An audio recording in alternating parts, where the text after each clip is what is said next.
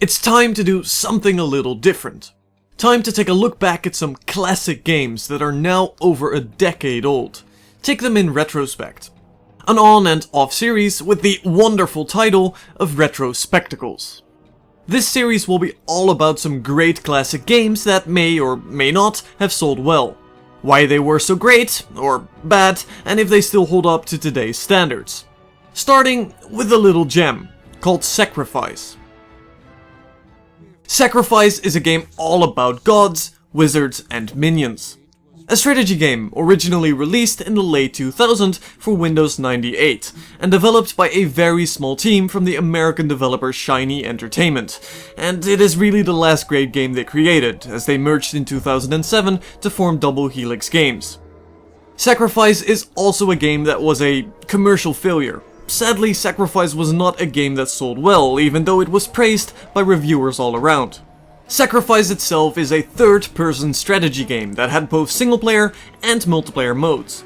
In the campaign, you started off near the end, a meeting between the protagonist that goes by the name of Eldred, and a blind seer, on a now war-torn landscape. From that point on, Eldred retells his tale, and you'll be reliving it in the form of various missions. Sacrifice, for its time, was a rather beautiful game, and even had been credited to be one of the first games on the market to have made full use of the newest graphical cards at the time. Nowadays it obviously looks a little rough around the edges, but it still has a lovely, interesting atmosphere and style to it, not to mention it features some great and absolutely wonderful unit designs. What also quickly becomes apparent is the absolutely amazing voice acting that has gone into this, with many big names that don't overplay their roles and fit very well with the sometimes sinister and always majestic gods of this game. For example, there's Stratos, the god of air, who is voiced by Tim Curry. Let's be honest, shall we? In any halfway civilized world, I would be the only god. James, the Earth God, who has a striking similarity to Earthworm Jim, a star of Shiny's previous games, and is in turn voiced by Brad Garrett. And Persephone, the goddess of life, is voiced by Jennifer Hill. Not to mention the minions you end up summoning all have their own quirky lines. Attack in my sights. The various missions you play through are picked in a rather unique way, and Sacrifice offers a ton of replay value. Essentially, there's 9 tiers of missions, and every one of the 5 gods has their own set, resulting in a total of 45 missions, though you can only play 9 in one playthrough. It is up to you to pick whatever mission you want, though as you will neglect certain gods, your karma with them will drop, and they will be locked out, eventually forcing you to side with one god in the end, but giving you a ton of freedom as who you want to side with. The overarching story will more or less end in the same way, but your choices do change the course of how the story develops, and every god clearly has different morals and motives. Most importantly though, siding with a god for a specific mission gives you minions or spells that carry over to the next missions, resulting in a completely custom and potentially varied spellbook with quite a lot of freedom and potential for min-maxing. Now you might wonder, what is this spellbook for? Well, in Sacrifice you don't send workers to harvest minerals. You gain resources that come in the form of souls by killing enemies. Your spellbook will contain various abilities ranging from healing to whatever lovely gifts your god have granted you, and a set of different minions, again based on the god you follow, with each their own traits. As you summon these minions you'll use up souls, and these minions come in 3 general types. Ranged, melee, and flying, that work in a rock-paper-scissors system, although again, every minion does have his own unique traits.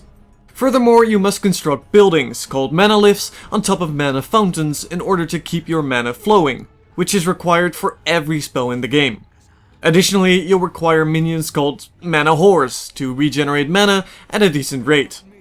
You then take your minions to beat up the enemy wizard's minions, while supporting them with spells of your own, as you cannot directly attack.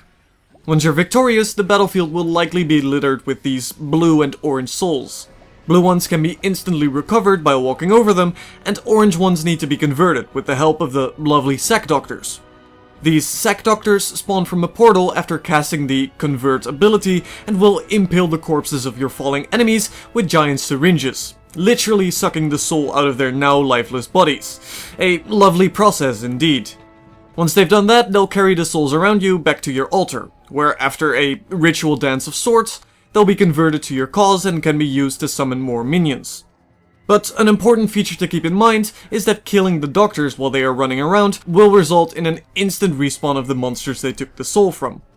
Eventually, if you're successful after a bit of persuasion, you'll be capable of outnumbering your opponents bit by converting more souls of his to your side and can march on his altar, allowing you to desecrate it and banish him from the plane permanently, as otherwise dying isn't a huge issue.